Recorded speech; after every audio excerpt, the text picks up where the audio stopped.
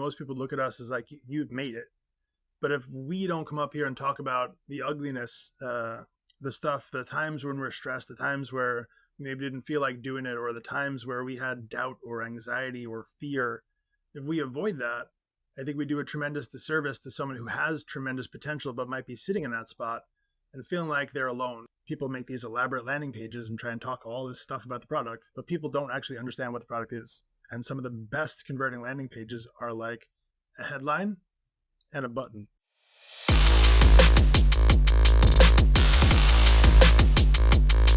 Happy birthday to you.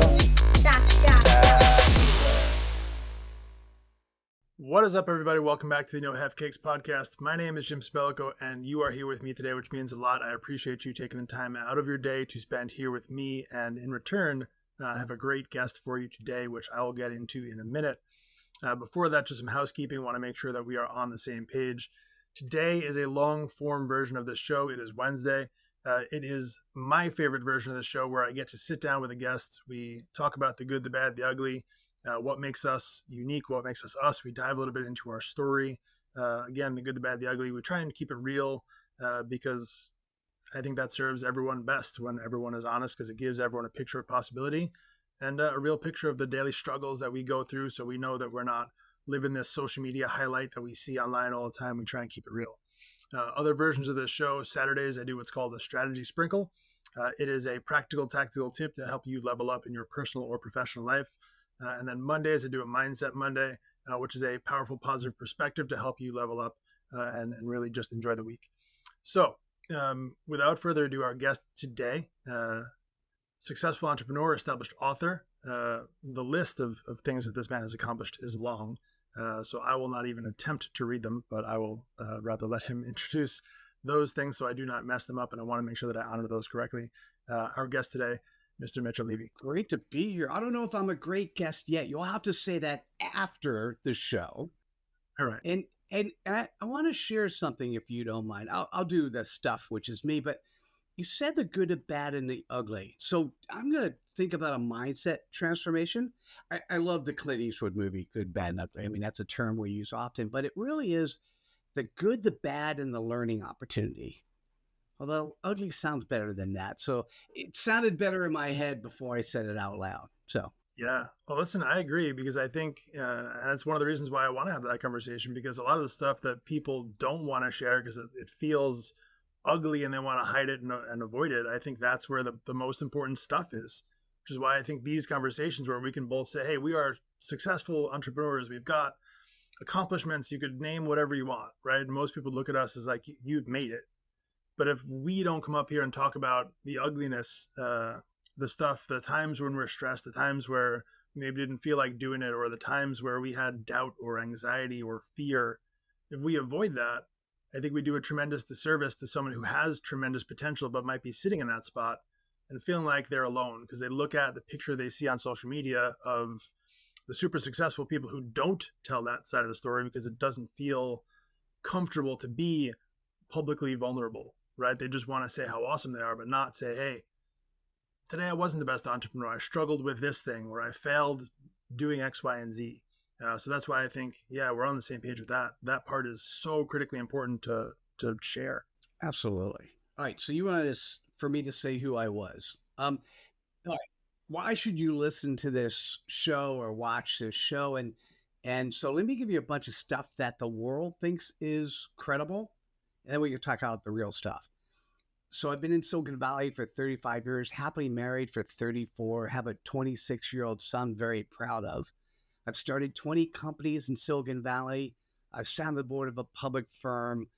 Some of my companies are publishing companies. We have published over 750 books. I've written 65 myself. I've done a commencement speech at a university. I'm part of Marshall Goldsmith's 100 Coaches. And I'll keep going. There's a bunch of stuff. And so, yeah, I've made it. I've done lots of really cool things.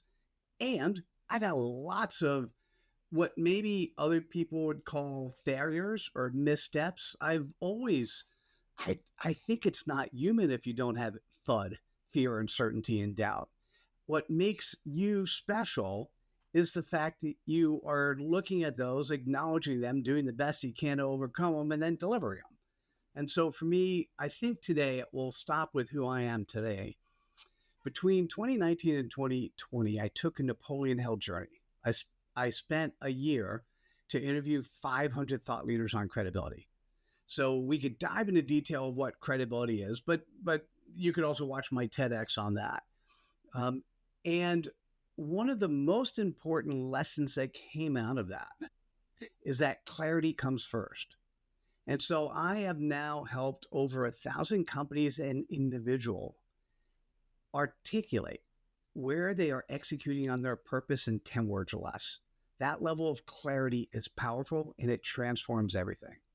I would co-sign that in a heartbeat. I think having gone through some exercises to get that clarity, I will definitely say once you have it, it's almost like playing life on easy mode to some degree. Obviously, there's still struggle, right? I don't want to discount that at all, but it just makes it so much more clear and straightforward to figure out how to make your decisions and what you should do next. So I would love to certainly talk about the clarity topic because I know there's a lot of people who struggle with that. We talked a little bit pre-show about why, understanding your why, and would you say your why is important to the process, and kind of where does that fit in? So Simon Sinek did us a tremendous service and at the same time a disservice. Everyone thinks that why comes first. And to me, when I look at it, why comes second or third. So let's just step back. And we want to do business with people. And I'm going to say it in the definition of credibility. Credibility is the quality in which we're trusted, known, and liked.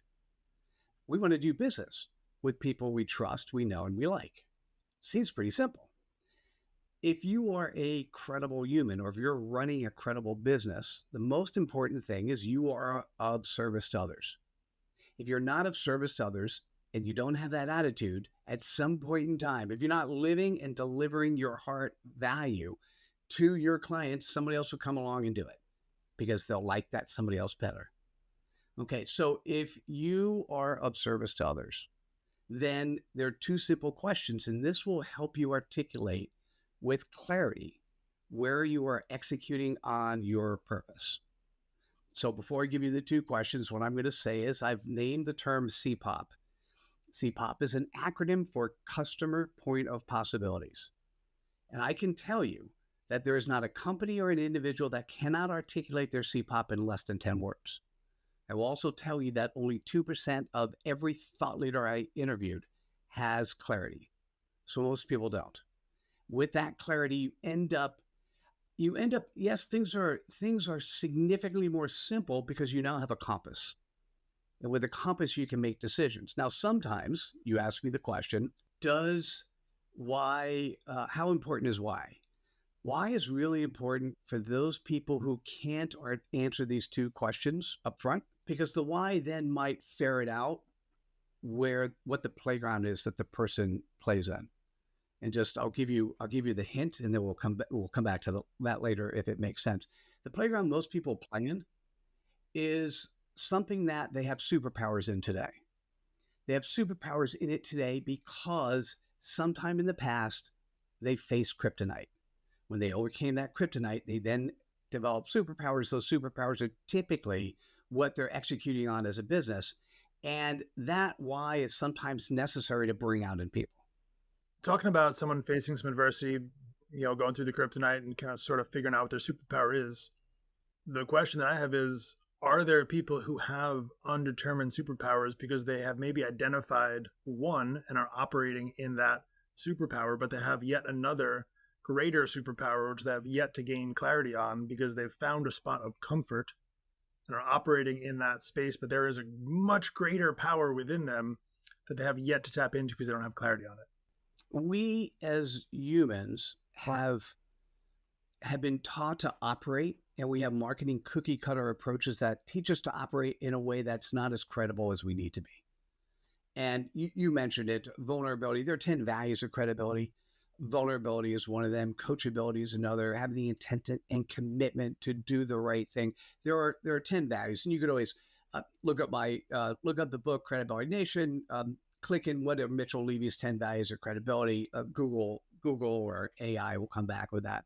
The thing that's interesting, if we are not out there and we don't tell the world what we're good at, we don't allow those people who see us to actually say, you're good at that, but you're better at something else. And so I absolutely agree with you that if, and let me give you these numbers are crazy. We'll come back to the definition of CPOP. These numbers are crazy. 90% of humans are born, live, and die without ever knowing their purpose, and 98% do not have clarity. So imagine that. I mean, that probably means, if you're listening to this, don't be mad at me, that probably means you. If somebody says, who are you? What do you do? Can you, in less than 10 words, articulate the playground you play in? If the answer is no, there's a easier answer, and I'll give you that answer. Happy to share. Is now a good time, or do you have a question based on what I just said? Yeah, no, go for it. So remember I said, if you're a credible human or a credible company, you are of service to others. So who do you serve? 1, 2, or 3 words. For those people who have to come up with 10 words of who they serve, you don't have enough clarity. 1, 2, or 3 words. The second thing, and this is really important because it's not the way we often think, from the perspective of those you serve, what is either their pain point or their pleasure point? So to be able to articulate that in less than 10 words, and Jim, if you want, I could share 2. If you want, we could talk about yours too if you want. So let me do mine at the moment. Now, typically, people don't say what's your CPOP, right? So they might say, what do you do? Well, if you said my CPOP is and they don't know, you'll get them lost. So typically what I would do is say, hey, there's a client base that I absolutely am effective with. Or there's a set of clients I like to serve, or whatever you want to say. But then you do a pause and then you give your 10 words. My 10 words is actually 8 words. Coaches who've created a job, not a business. Now, when you share your CPOP with somebody else, what you're looking for is you're looking for them to say, hey, tell me more. Like if you could say something in 1, 2, 3 seconds, you want them to say, tell me more. There are, of the 3 types of people you can talk to, 2 of the 3 will say, tell me more. Okay. First type, potential referral partner. Someone who just is a good networker, wants to add value to others. They want to know what you do so they can recommend to you to other people.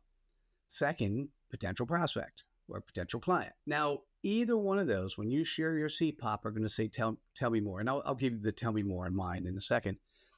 The third is somebody who doesn't care. Now, let's be clear. It doesn't mean they don't care about you. It means they don't care about the playground that you're articulating you play in.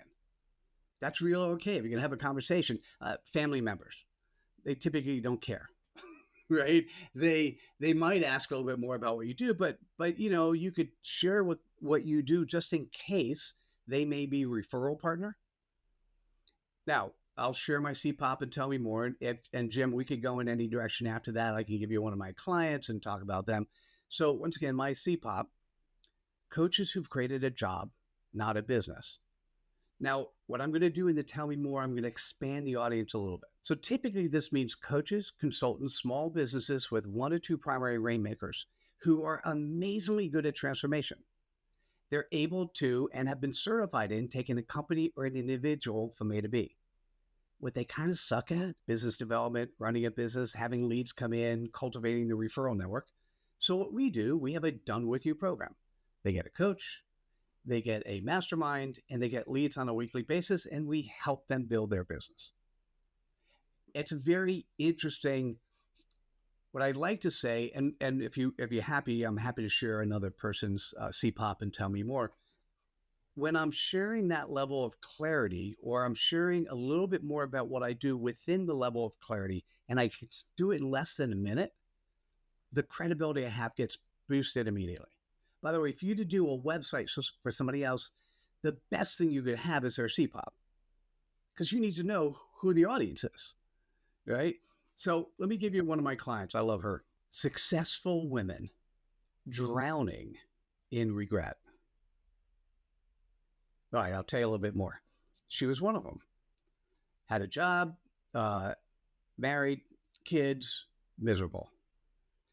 She spent years with that, trying to find ways that she could change her mindset, change her focus, and got to the point where she was living life in a very happy way. She then did this with 250 other women. And for those women who are living with, instead of saying living with regret, they are living with regret, things they don't do because they expect the regret of things that have happened in the past. This coach is a great person to talk to. Now, do you understand, Jim, when each one of those, like who I am and what I do, who Katrin is and what she does, you get a feeling like, oh, that's, if you were a referral partner, if you had somebody who you knew, successful woman, but drowning in regret, you're like, oh, Mitchell, could you send me her contact info?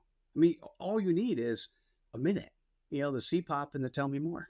Yeah, it makes it very simple to understand and easier to convert, really, especially in the memory. You have to pull up that much less information because you associate this person with this thing. Very simple. It's a very simple connection. From the website or advertising world, I often see one of the main reasons why people don't buy stuff is because they don't understand it. People make these elaborate landing pages and try and talk all this stuff about the product, but people don't actually understand what the product is. And some of the best converting landing pages are like a headline and a button. Like, it's really simple when you understand this is the product. If you want it, press this button. And when you press the button, here's what's going to happen. Really simple. But people get so lost on trying to tell this long story because they think it's going to help sell it better. And sort of the same thing when you ask someone, hey, what do you do for a living? And it's this 4-hour speech. It's all right, good night. Oh, you sent a negative chill down my body because I've had that happen one too many times. Yes. My question for you to follow up on that would be, outside of the business owner realm, right? Because as a business owner, I think that's probably critically important to have that clarity so you can introduce your business and get more leads, etc. But what do we do for the average person who may not own a business? They may be a 9-to-5 employee working somewhere else, who lacks a little bit of identity and self-confidence. Is there an applicable version to get clarity over there? I tend to call it an I am statement.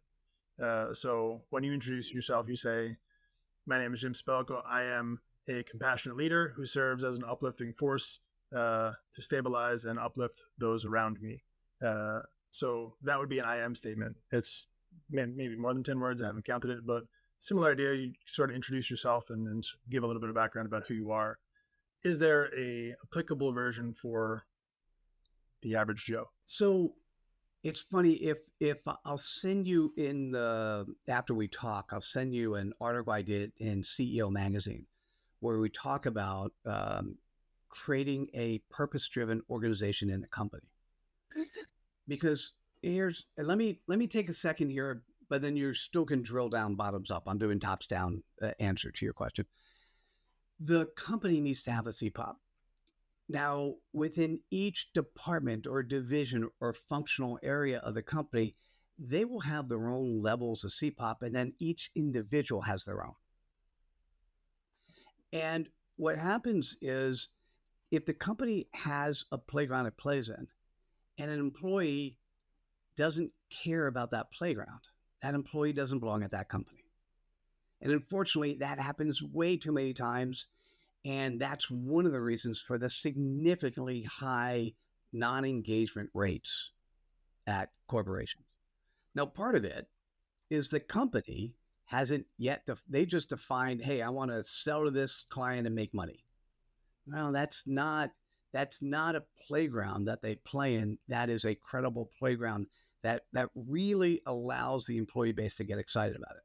Now, anyhow, the article does a good job of cascading down how we can do that. And if you put that in the show notes, that'd be great.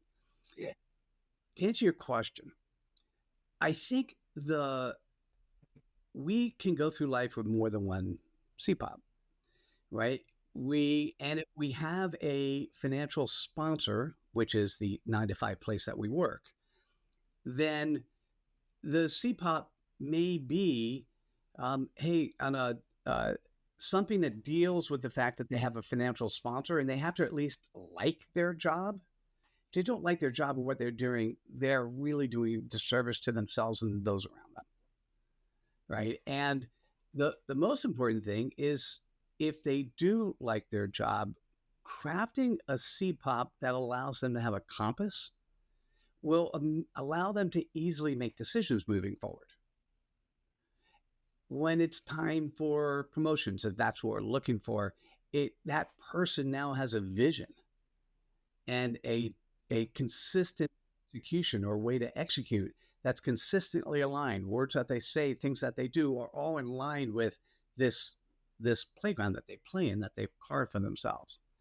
And like I said, this is it's hard to do generically to answer this question. It's better with a specific person. But the answer is, yeah, no matter who you are.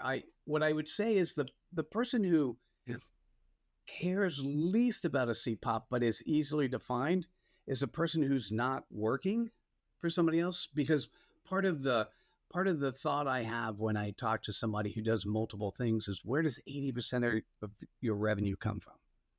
Based on that 80%, what's the pain point or pleasure point you solve? Right. It's really easy. So even at a company, it's very easy. If that's where 80% of your revenue is coming from, who's your customer and what's their pain point or pleasure point? That's what you say.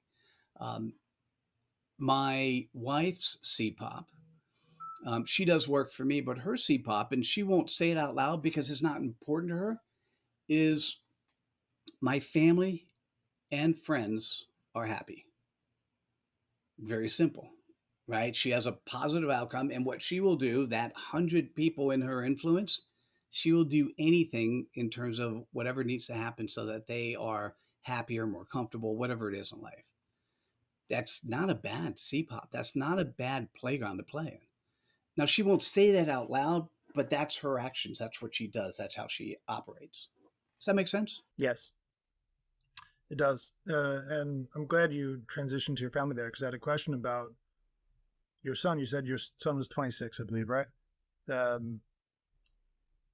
don't know when you developed this process along the timeline of his maturity, but my question is sort of, I've always looked at the difference between nature and nurture, right? When trying to raise a kid, trying to identify who they are. So trying to figure out what is their nature, and then trying to nurture that nature as much as you can. So trying to figure out what is their gifting, what is it that lights them up, and then to support them in that as much as possible. And I'm curious if you have any experience or thoughts on, from a parent perspective, how this plays into supporting your kids. I love that question. And what I will say, if you don't mind, I've not spent enough energy based on that question in this space. I would be honored to talk to you more about it, because the frameworks that I used in terms of bringing up my son were different frameworks that didn't. It was the CPOP thought process came out of the interviews that were between 2019 and 2020. And in terms of raising kids, nature and nurture, I think I'll give your question, but as I'm walking away from this concept of CPOP, and if all of a sudden I magically pull threads together, I'll let you know. I think as a parent, the best thing we can do is allow our children to flourish in a way that they're excited about, and to encourage that to continue.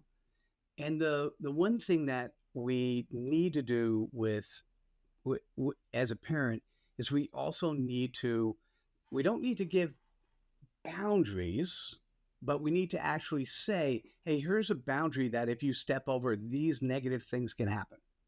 So put your toe in the water and call me if somebody makes it black and blue, right? Because if you just say yes or no, those are the kids that that really run away.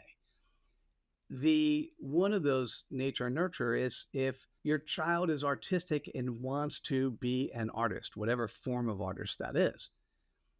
The environment, at least how it's been up until now, has not been one that has been as easy, whether it's artist, musician. There are just so many people, it's not as easy to make money. So as long as you've done a good job of saying, hey, listen, if this is what you want to do, you can. You may want to have a fallback position, and you need to recognize that your life may be a different life than the life that I've provided for you so far.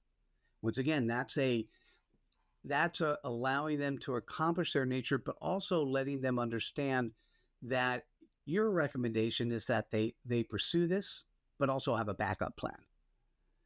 And it's surprising because we in my teens, in my 20s, and my 30s, things have changed. I'm much closer to my 30-year-old self than I certainly was prior to that. So I want to ask another question, which is, I guess, a slightly different perspective on the same train of thought. How important do you consider it to be for a parent and or leader? Because to me, I look at the parent to child relationship very similar to boss to employee relationship. I think there's a lot of similarities there. So how important do you think it is that the parent or leader in a situation has gained that level of clarity with their identity, with who they are, in terms of how effectively they can lead?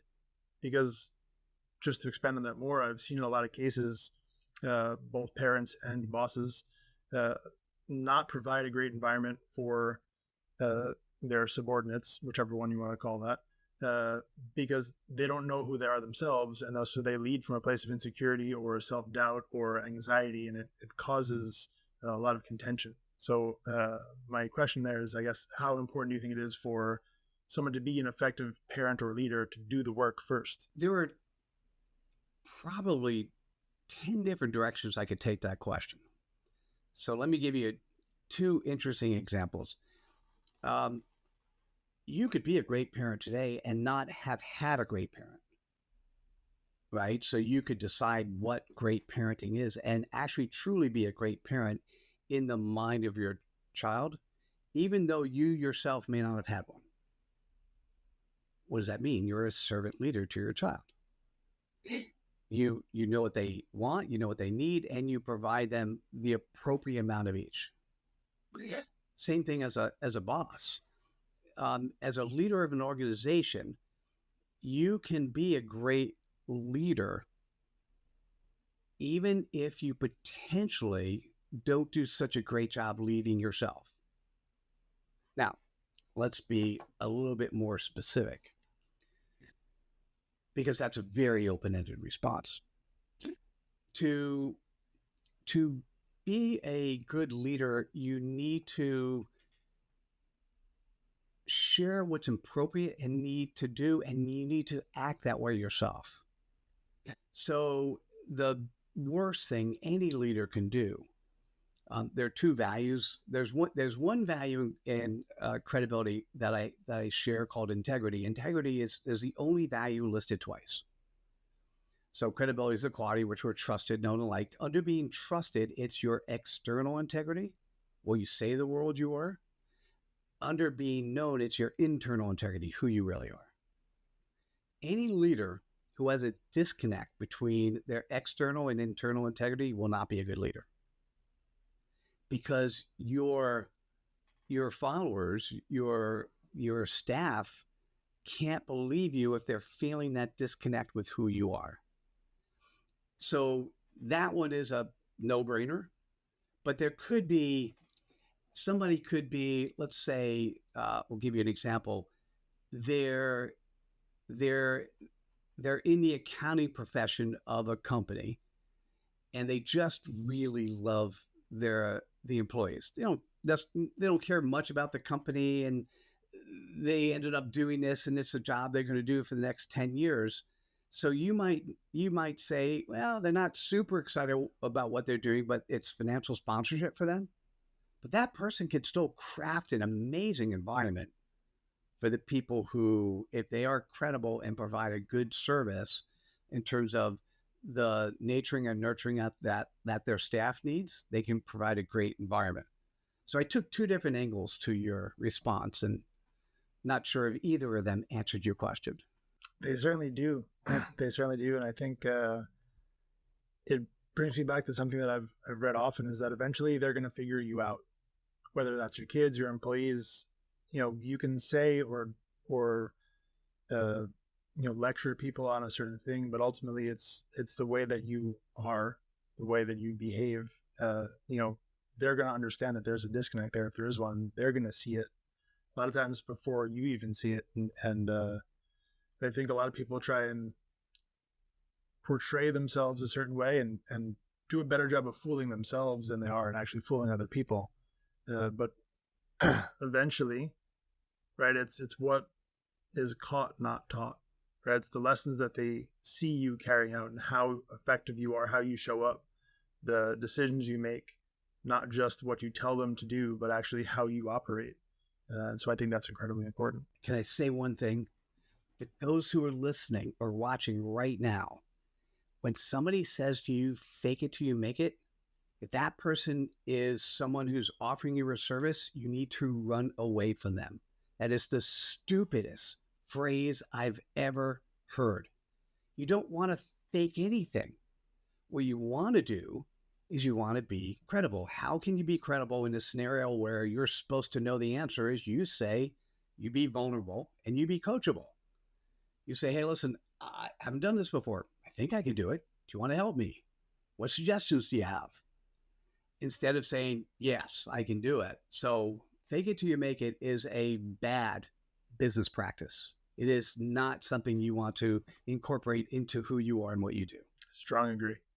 Yeah, I've seen a lot of people do a lot of damage to businesses and relationships by trying to do that because they get greedy. They don't want to say no to a customer. They don't want to turn down the sale. So they just say yes. And it never works out for the best. No, agreed. Cool. So a couple of follow-up questions, because I feel like we could probably talk on this topic for the next 6 hours straight if time allowed. But I do want to ask a couple of follow-up questions. Question number one, if you had one piece of advice to give to someone that would lead them to live a better day today, one little actionable tip they can install in their life today, what would that be? I think I've already said it, so I'll repeat. If you could truly, in your heart's heart, understand the frequency in which you vibrate. We as humans, by the way, vibrate at a frequency. That frequency is articulated by the CPOP. It's articulated by who you serve and your ability to get satisfaction out of either satisfying their pain point or helping them bring to a pleasure point. If you can articulate that in less than 10 words, that compass will change everything. Agreed. And that's something that they can do. I don't know if this is a shameless plug, but they can buy your book and then essentially learn how to do that. I'm not convinced my book has done a great job of that. It's now time, but yes, you could buy the book and read it. I'm going to say once a month I do, by the way, I didn't mention to you, I like the structure of your podcast and what you're doing on different days. It's easy for the person to understand what do they get each day. So congrats on that. What I'm going to say is once a month I do a clarity session. It's a 90-minute group session, and I guarantee everyone gets their CPOP. But you could go to, if you Google CPOP and Mitchell Levy, everything I do is available online. Because it's what's really hard, Jim, this is crazy. What's really hard was we have so much marketing cookie cutter stuff getting in the way of the simplicity of who you really are. And even if, and I've now done this over 1,000 times, even if I feel the vibrational level of the company or the individual I'm talking to when they get their CPOP, 90% without ongoing support, the type of support that your firm does, without that ongoing support, 90% will forget their CPOP. And so I have a program that helps, and many other people, that's what you and I can talk about afterwards, but many other people have programs that can help their people once they get their CPOP to help them stay aligned. And that's really hard because everyone, are you ready? For those who are just listening, I'm putting my double quotes. Everyone has a great idea that is the best way that you could solve a problem. And at the end of the day, it's what's in your heart. It's what you love doing. It's your superpower that you're delivering, you get excited about, you get passionate about, and you're getting paid for. There's nothing wrong with that. Strongly agree. So my last question for you, and this wouldn't be the No I Have Cakes podcast if I didn't talk about cake at some point. I'd love to ask for your favorite type of cake and if there is a core memory attached to that. Man, I was wondering what cake would pop into my mind. And I have to say too, so the first cake that popped into my mind was carrot cake. But the memory that popped into my mind was a memory associated with angel food cake.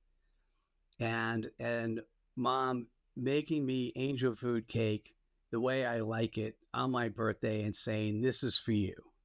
And it just, it's because it's not a cake that we normally eat as a family. And I just absolutely love it. And so somebody go out of their way to not only remember it, but to deliver it and to say it out loud in front of everyone else. That's people feel special when they're seen and heard. And so carrot cake and angel food cake. Oh, I love that. I especially love how you tied it into feeling seen and heard, because one of the things I love to say is that everyone's got these 4 basic needs to feel seen, heard, loved, and appreciated. And I feel like how critically important it is for us as humans to have deep relationships, to feel seen, heard, loved, and appreciated. And such a big part of that is knowing who you are in the first place, to show up as authentically yourself. I love that. Because when you show up as authentically yourself, it allows you to truly receive and to truly be seen if you show up as yourself. Otherwise, people are not seeing you because you're not showing it to them. And man, I honor you for this conversation. I thank you so much. Well, my pleasure. By the way, I'm an acronym guy. And, what if we use the acronym LASH and we say, if you're not loved, appreciated, seen, and heard, you might accidentally lash out in things that you do. So in order for you to lash appropriately, you want love, appreciation, to be seen and be heard. Good job. I love it. Hey, thank you. We made something today. Awesome. I love it. This has been a treat. I tremendously appreciate your time and for sharing it here with us. My pleasure. Should I share our website? You probably have it. And then so I just listen. If this was interesting, you want to learn more about Mitchell, go to mitchelllevy.com. So it's with 3 L's, mitchellellevy.com. You could see the programs that I have. You could sign up for the clarity session, or you could book time on my calendar, and look forward to hearing from you. Awesome. And this is the first time we've met, in full disclosure, but I am certainly willing to co-sign the decision to go check that out and get more information, because from the conversation we had alone, I'll tell you what, I'll be doing that. And I just think, again, it's incredibly important for people to get that information, that clarity, so they can really feel loved, appreciated, seen, and heard. All right, sir. I appreciate your time. Thank you.